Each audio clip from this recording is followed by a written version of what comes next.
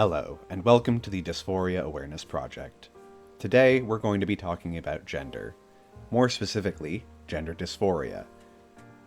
With all of the confusion and the current climate around gender, what is gender, and what is gender dysphoria?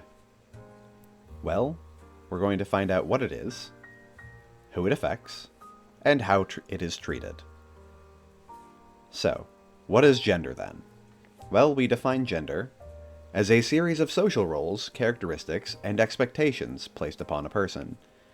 These are usually, but not exclusively, prescribed upon an individual based upon certain physical characteristics present at birth. No choice in that one.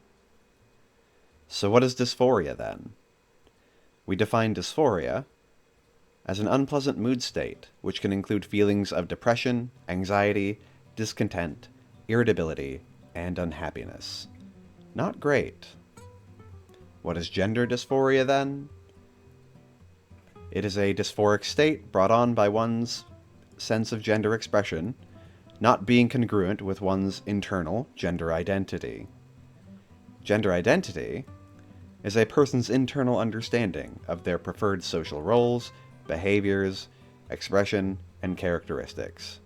This is inherent and unique to each individual. Gender is not the same as biological sex. The American Psychological Association's guidelines for psychological practice with transgender and gender nonconforming people states that psychologists understand that a gender is a non-binary construct that allows for a range of gender identities, and that a person's gender identity may not align with their sex assigned at birth. Additionally, they have further affirmed this in the face of the current political landscape. So, who does gender dysphoria affect? Approximately 1% of the population. In a study by Garg, Elishmi, and Marwaha, according to a recent survey, 1.4 million individuals in the United States, approximately 6%, identify as transgender. It is also believed that these numbers are underrepresented due to social stigma. Also, a part of this population might not want to engage in studies, hence the true prevalence remains higher than what is reported. So, there's probably more. Additionally, in 2017, a paper by Kenneth Zucker states that recent studies suggest that the prevalence of self-reported transgender identity in children, adolescents, and adults ranges from 0.5 to 1.3%, markedly higher than prevalence rates based on clinic-referred samples of adults. Why would they be underrepresented and possibly not want to participate in studies? Well, social stigma, lack of support, and lack of resources or information.